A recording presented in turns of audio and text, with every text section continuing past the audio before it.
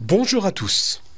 En dehors du Covid et de la course au vaccin pour la juguler, la défaite de Donald Trump qui a entraîné l'élection de Joe Biden, la mort de George Floyd et la double explosion au port de Beyrouth, l'année 2020 aura été marquée également par le 100e anniversaire de l'organisation sioniste la plus connue dans le monde, la WISO. Puisque fondée en 1918 au Royaume-Uni, en réponse directe aux besoins des femmes et des enfants habitant sur cette terre que l'on nomme encore, à cette époque, Palestine, et qui deviendra Israël. Et pour célébrer dignement cet anniversaire, mettre en exergue le travail des femmes qui ont œuvré pour cette cause pendant toutes ces années, parmi les actions qu'elles ont menées, on trouve un livre, rassemblant leurs meilleures recettes de cuisine ashkénaze et séfarade, ayant pour titre La cuisine en héritage, dont nous parlerons en fin d'émission. Et puis, depuis 100 ans, la WISO n'a cessé d'évoluer pour s'adapter aux besoins de la société, changer les vies et donner un avenir aux plus vulnérables. Pour nous parler de ce combat permanent, Diana Paola Lévy, présidente de WISO France. Bonjour. Bonjour Alexandre. Diana Paola Lévy, je vous propose pendant ces 30 minutes qui nous sont allouées de découvrir pour les uns, de se rappeler pour les autres ou de réaliser toutes les actions, les événements, les rendez-vous que la WISO propose. Tout d'abord, pour ceux qui découvriraient le rôle, la fonction de cette organisation humanitaire internationale, quelques précisions. Diana Paola Lévy, en dehors d'Israël, dans combien de pays la WISO est représentée ? La WISO est représentée dans 50 pays, Alexandre, qui regroupent 250 000 femmes dans la diaspora et dans le monde. Ce qui est une organisation incroyable, vous l'avez bien introduit ce matin.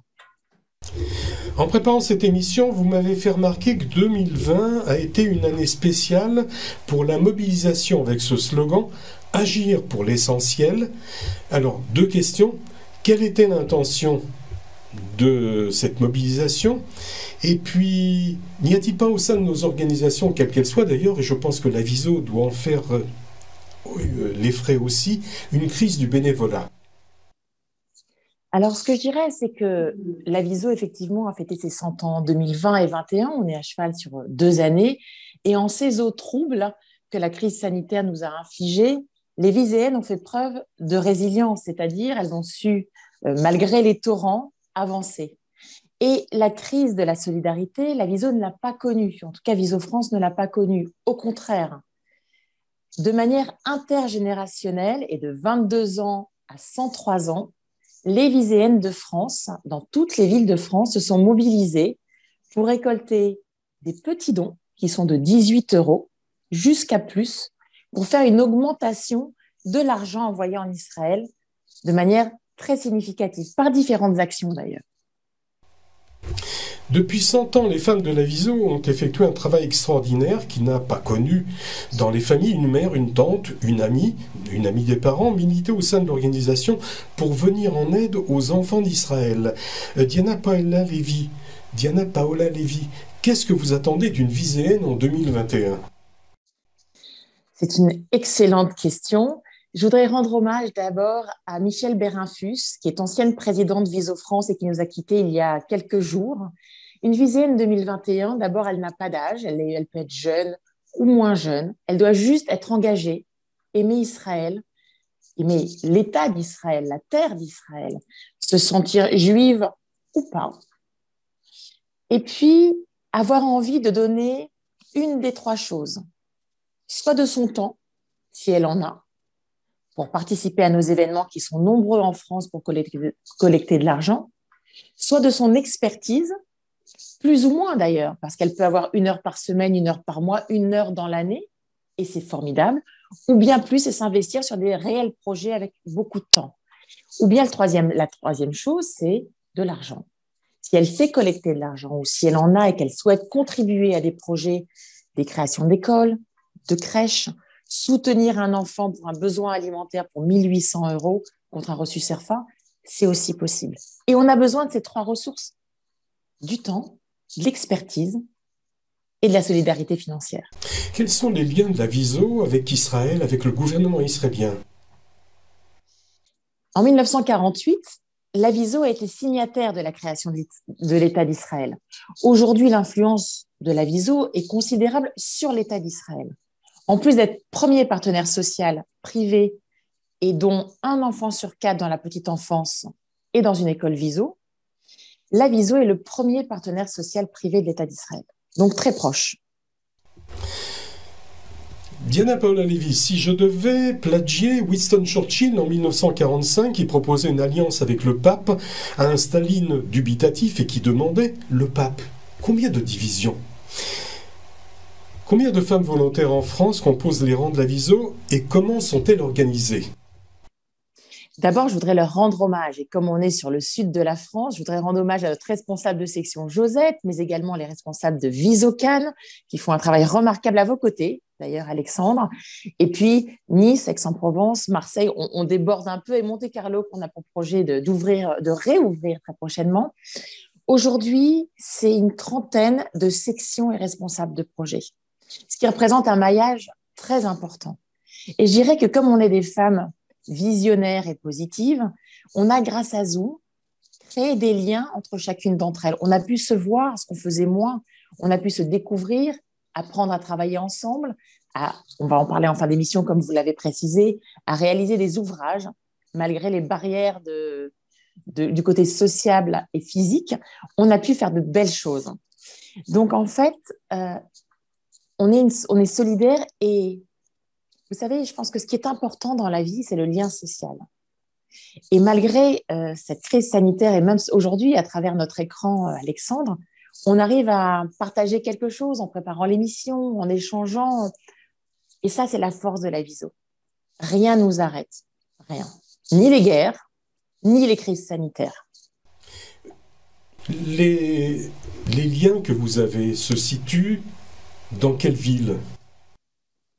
Alors, c'est toujours dur d'en oublier une, j'en ai cité certaines, mais on a toute la France aujourd'hui, puisque en plus de... sur toute la France.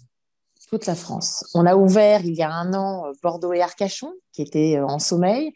On est sur Strasbourg, Mulhouse, Metz, Nancy, mais également sur Lyon, qui est une grosse section également, et puis Toulouse, Grenoble. L'enjeu de 2020, de 2019 et 2020 ont été d'assurer un renouvellement en maintenant en membre d'honneur nos viséennes. Et je prends l'exemple de Grenoble. Aujourd'hui, il y a une jolie transition, mais également à Marseille. Il y a des choses incroyables qui se font, puisque, en plus du maillage de la Viso, il y a 15 ans, a créé une association qui est Noah Osez le dire, et on est en train d'ouvrir des pools ou des pôles, comme on veut, de cette association à Marseille. Donc, c'est des projets. Donc, en fait, on rayonne sur toute la France. Et on n'a pas dit notre dernier mot. On n'a que 100 ans. Oui, mais vous avez oublié le Nord. Le Nord, lequel de Nord? Non, nous sommes à Caen et Deauville. Caen et Deauville, nous y sommes. Ce qu'on a peut-être oublié, c'est l'Ouest, du côté de la Bretagne, aujourd'hui. Alors, dites-moi, quels sont les buts de la Viso et que la Viso s'est fixée pour 2021? Nous avons 3 piliers principaux qui sont promouvoir l'éducation, soutenir la jeunesse et accompagner le statut des femmes. Parce que ces 3 piliers qui aujourd'hui nous permettent aussi de délivrer des CERFA à nos généreux donateurs, en tout cas pour Israël. Mais ce sont des piliers qu'on adapte aussi en France, puisqu'on a des partenariats sur ces 3 piliers dans la société civile française. Diana Paola-Lévy, lorsqu'on fait des recherches sur un sujet donné, on commence toujours par le site internet. Alors, quand on est professionnel comme vous, Viso France. Pardon ? Quand on est professionnel comme vous, Alexandre, vous faites des recherches. C'est gentil. J'ai donc été sur celui de Viso France. Celui-ci s'ouvre sur une très belle photo. On voit 3 femmes souriantes avec ce sous-titre « Pour l'égalité des droits et des chances pour toutes les femmes ». En page 2, plusieurs enfants, souriants en premier plan, et puis un sous-titre « Offrez le meilleur départ dans la vie à plus de 25 000 enfants ». En page 3, 6 adolescents et leur sous-titre « Construire un avenir pour plus de 13 500 jeunes ». Diana Paola-Lévy, excusez-moi, mais j'ai toujours cru que les actions de la Viso se centraient sur les enfants, leur crèche et ce qu'on appelait les pouponnières. Vous avez glissé là, sur la femme. On a l'impression que les thèmes de premier plan, eh bien, c'est la place de la femme dans la société avec ses droits. Je mettrais presque un D majuscule, les postes d'influence qu'elle devrait occuper et les violences conjugales. C'est plus les enfants ? Alors, pour parler plus des enfants, Alexandre, il faudra réinviter Viso France le 20 novembre autour de la Journée internationale des droits de l'enfant. C'est vrai que sur cette période du mois de mars, on a voulu ce mois de mars axé sur le statut des femmes à l'occasion de la Journée internationale des droits de la femme, ce 8 mars qui vient de s'écouler. En revanche, pour répondre quand même sérieusement à votre question, la Viso accompagne aujourd'hui 13 000 femmes sur différents sujets. Le premier, c'est les violences conjugales. On s'est rendu compte qu'avec le confinement, avec cette crise sanitaire, les violences conjugales sur les femmes, mais des hommes aussi, souffrent de violences conjugales, puisqu'ils sont à 2%, donc il faut aussi penser à eux. Et ces violences conjugales sont incroyables dans notre communauté, malheureusement.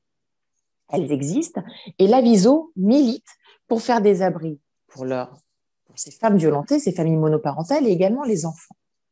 Il est vrai aussi que la Viso intervient de plus en plus sur des lois et notamment vient de faire passer, grâce à l'appui de l'association Viso, à la Knesset, une loi sur l'égalité salariale, comme nous en faisons état aujourd'hui en France. Après, nos enfants des pouponnières, pour répondre à votre question, ont grandi. Et la vocation de la Viso, c'est d'accompagner sur un parcours de vie. On a 800 institutions Viso en Israël. La coupe Viso Golf, qui existe depuis 40 ans, a construit une crèche antimissile dans le sud d'Israël, à Sderot.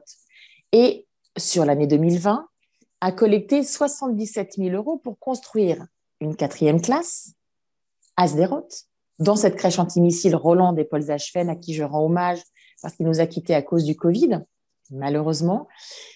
Ce que je veux dire par là, c'est qu'au-delà des crèches, des enfants, des pouponnières, on accompagne la résilience. Et on se rend compte, à la Viso, que le bien-être des parents, et notamment des femmes, puisque nous sommes une association sioniste de femmes, la maman a besoin d'être bien pour accompagner le mieux possible l'éducation de ses enfants aux côtés du papa quand il est là. Parce que le père aussi a un rôle important. Le père est aussi un pilier de l'éducation. La femme, le pilier du judaïsme et de l'éducation, mais le père a aussi un rôle à jouer.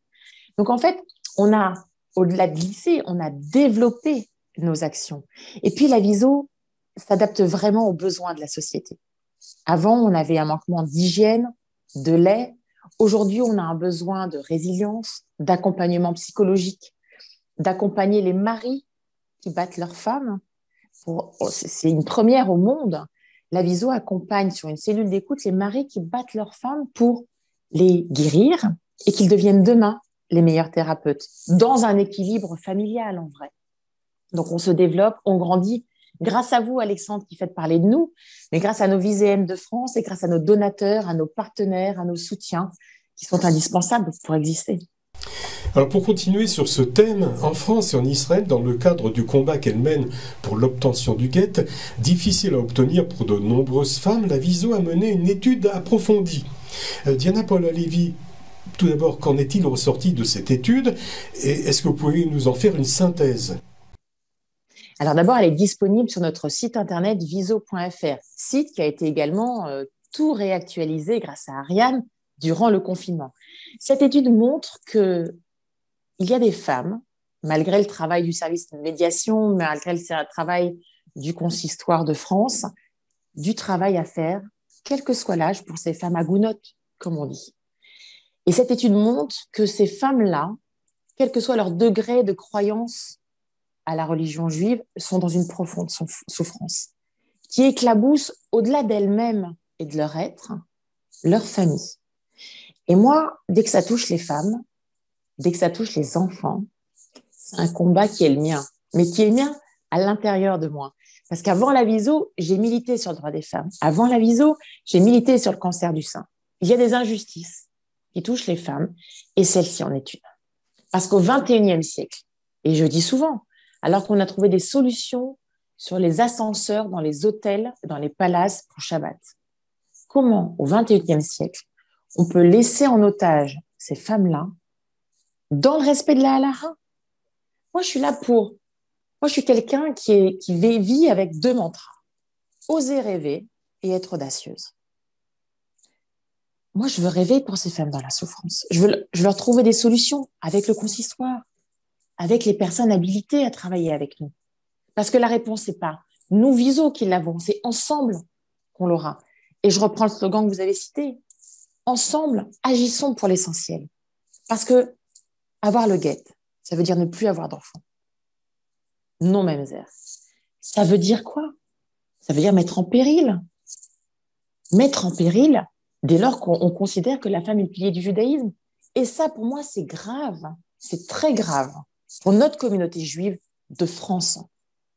Et c'est pour ça qu'hier, on a eu une réunion incroyable avec Cathy Bisraor, donc qui est avocat rabbinique en Israël, et maître Richard Seban, qui est avocat pénaliste pour la Viso et qui appartient à la commission Viso-Guet, parce qu'on a besoin des hommes aussi sur ce sujet. C'est un sujet de société. Tout au long de l'année, la Viso propose à ses adhérentes des rendez-vous, des activités, des formations, comme nous venons de le voir. 2 événements pour les prochains jours sont programmés. Le premier, c'est pour dimanche 17h30, une visioconférence Zoom organisée par la Viso France. Diana Paola-Lévy, vous pouvez nous en parler? Cette conférence a pour thème « Oser prendre la parole en public ». Alors, c'est une intervention dynamique, percutante et efficace par Sandra Guénassia-Soudry, coach, professeur d'art dramatique et productrice. Est-ce que vraiment les Viséennes ont besoin de prendre la parole en public? Écoutez, c'est mon métier dans l'autre vie, dans ma vie professionnelle. Je ne vais pas dire non, parce que c'est indispensable pour les femmes et pour les hommes, d'ailleurs. Je pense qu'on a besoin de garder confiance et de développer notre confiance. Et prendre la parole, ce n'est pas forcément pour prendre la parole dans les médias, mais au travers des Zooms, et c'est ma petite fierté du confinement, certaines Viséennes m'envoyaient un SMS quand je leur donnais la parole en me disant « Diana, j'ose pas ». Je pense qu'il faut oser. Et notre rôle aussi, dans la République française, puisqu'on est français, à la Viso aussi, c'est Viso France, c'est de donner confiance à ces femmes, mais à ces hommes, puisque nos événements sont mixtes, pour oser prendre la parole. Parce qu'il y a des outils. Parce que comme pour apprendre à marcher, il y a des codes et des étapes, oser prendre la parole, selon moi, selon ma conviction, il y a des outils. Et on est tellement heureuse quand on fait passer un bon message. Surtout qu'on se rend compte que quand on émet un message, seul 30% est perçu par le destinataire. Donc, s'il est mal passé, quel dommage. Donc, en fait, on veut, grâce à Sandra Guénassia-Soudry, dont c'est le métier, et qui est comédienne aussi. Donc, il y a ce côté un peu ludique dans sa présentation, et à ses responsables de projet Marilyn et Céline, qui font un travail à chaque fois remarquable. On veut donner des outils. On peut s'inscrire sur notre Facebook, par exemple, ou sur le site internet viso.fr. Et c'est important de transmettre à toutes les générations qu'il faut savoir prendre la parole. Alors il y a un second événement, c'est pour lundi 15 mars que vous organisez. C'est une autre visioconférence Zoom. C'est le problème actuellement du Covid, organisée cette fois-ci par la Viso de Toulouse. Et le thème, c'est réussir vos entretiens de personnalité au concours. Diana Paola-Lévy, alors là, on reste toujours dans le domaine de la femme. Hein. Alors expliquez-moi pourquoi, Alexandre, parce que est-ce que les concours, c'est la femme? Dites-moi. Non, mais là, réussir vos concours, c'était... bon, c'est vrai que c'est Olivier Jaoui, auteur spécialiste de l'orientation et de la préparation des élèves à leurs entretiens, bon, qui va donner cette conférence. Mais là, on est dans le cadre de la Viso, donc en règle générale, c'est aux femmes que vous adressez. Alors, on s'adresse aux hommes aussi, même s'ils sont timides. Il se trouve que la section de Toulouse, c'est la section Viso Simone Veil, et je montre ce document parce qu'il a été réalisé par la ville de Nice. En fait, la section Viso Toulouse Simone Veil prend aussi la famille dans sa globalité. Même si 86% des bachelières sont des femmes, des filles, contre 76% des hommes, en tout cas les chiffres de 2019, les concours s'adressent aux deux, aux hommes et aux femmes, aux filles et aux garçons. Et c'est vrai que Viso Toulouse Simone Veil a souhaité mettre en exergue, d'abord parce qu'on a des conférenciers et des talents au sein de cette section, mais de se dire que la prise de parole allait au-delà et que comme la Viso, c'est l'éducation, on doit apprendre dès le début à préparer au grand oral. Et le gouvernement français, d'ailleurs, dans sa réforme du bac, a mis le grand oral. Donc, on se rend compte, en fait, vous savez, moi, je suis chef d'entreprise et ce que j'entreprends, même si je bouscule un peu, je suis toujours avec peut-être trop d'enthousiasme, voir dans sa globalité. J'aime trouver des solutions.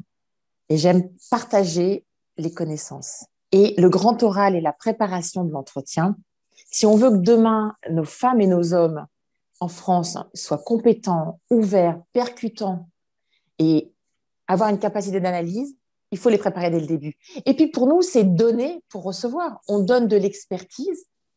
Et comme ces conférences sont payantes à hauteur de 10 ou 18 euros, et 18 euros, pourquoi? Parce que c'est RAI, et RAI, c'est la vie, et qu'on délivre un reçu CERFA, c'est une façon de collecter aussi des fonds pour transmettre à nos enfants français et accompagner l'éducation en Israël. Donc en fait, tout est lié et tout a un sens. Pour moi, le fil rouge, pas seulement le fil rouge du Kotel, mais le fil rouge doit avoir un sens pour notre mission Viso. Édité pour célébrer les 100 ans de la Viso, vous avez publié La cuisine en héritage, le meilleur de la cuisine ashkénaze et séfarade, et ce livre regroupe plus de 180 recettes. Ce sont des recettes de Viséenne et c'est des recettes pour toutes les fêtes. Diana Paola Lévy, alors vous voulez montrer le livre à l'antenne, moi aussi je veux montrer le livre à l'antenne, voilà de mon côté, voilà on le voit très bien là sur l'écran. Alors parlez-nous un petit peu de ce livre. On peut vraiment faire toutes les fêtes avec.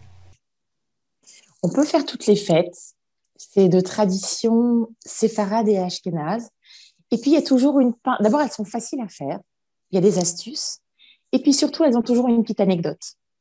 L'anecdote de pourquoi cette tradition, pourquoi cette recette est venue. Il y a des hommes aussi qui ont mis leur recette de leur belle-mère, par exemple. C'est ça qui est touchant. Ce que je dois dire, c'est que la réalisation de ce livre a été un grand moment de partage et puis une pincée d'histoire familiale. La mienne aussi, parce que je salue ma maman grâce à qui je suis là aujourd'hui et pour qui j'ai beaucoup d'amour, qui a fait ce que je suis et ce que je deviens. Donc, je lui transmets mon amour comme la grande louche d'amour qu'il y a dans ce livre. 180 recettes d'entrée, de plats. On a 5 recettes de chalotes. C'est quand même un grand moment de partage. Et puis, je crois que dans ces moments où les fêtes se font à nombre réduit, dans ces moments où on a besoin d'embrasser la vie, d'embrasser l'amour inconditionnel, ce livre est une source d'inspiration qui s'offre facilement aussi à des personnes qui ne connaissent pas nos traditions. Parce que les beignets, ce sont des beignets avec une odeur, on ressent l'odeur dans ce livre. Et tous les bénéfices partent sur les premiers semestres 2021 sur les violences et le statut des femmes. Et puis le travail acharné qui a été fait par nos Viséennes avec cette distance, avec ces relectures, nous ont permis de vendre en 10 jours de Hanouka 700 livres. Et on espère en vendre 700 autres parce que ces fonds sont déjà en Israël, sont partis en Israël. Et donc, en se faisant plaisir, en faisant une table de fête, eh ben, on permet de faire une très belle action. Alors justement, si on veut...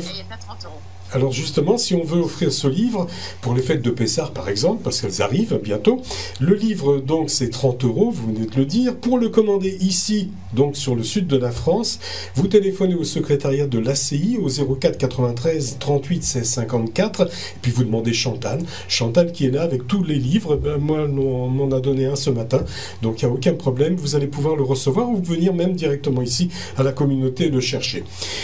Voilà, et puis, Diana Paola Lévy, on va terminer par la communication. La communication qui permet l'échange d'informations entre les personnes à travers notre société. Et on peut retrouver et suivre la Viso sur différents supports. Alors, le téléphone, tout d'abord, 01 48 01 97 70 si on veut demander des renseignements. Vous avez aussi un site internet, j'en ai parlé tout à l'heure, viso.fr. Vous avez même un mail, secrétariat@viso.fr. Et puis, il y a les réseaux sociaux, donc vous êtes présents sur Facebook, YouTube, Instagram. C'est important d'être sur les réseaux sociaux? Plus que jamais. Alors, on fait attention à notre sécurité, à la sécurité des Viséennes qui organisent des événements, mais bien sûr que c'est important. C'est le meilleur moyen aujourd'hui de pouvoir transmettre, parce que les mises sous pli sont impossibles, ou en tout cas très difficiles. Et quand on est 6215 Viséennes, c'est important de pouvoir communiquer comme ça. En revanche, je veux mettre en place en 2021 un système avec mon équipe, bien sûr, et mes 2 vice-présidentes que je salue, Dominique et Béatrice, et un bon rétablissement à ma trésorière que j'aime beaucoup, Evelyne. Surtout dire que on a des personnes qui militent depuis 30, 40, 50, 60 ans à la Viso. et qui ne sont pas forcément connectés sur les réseaux sociaux. Donc, on réfléchit à un système qui nous permette d'arriver directement dans leur boîte aux lettres pour qu'elles aient encore un lien avec les femmes de la VISO, avec les actions que nous faisons et pouvoir y participer. Et ça, c'est vraiment important. En plus de ça, on crée un réseau de solidarité. C'est-à-dire qu'on appelle régulièrement nos amis viséennes, quel que soit leur âge, parce qu'on se rend compte aussi que cette crise sanitaire ébranle de manière intergénérationnelle la France, le monde bien sûr, mais la France.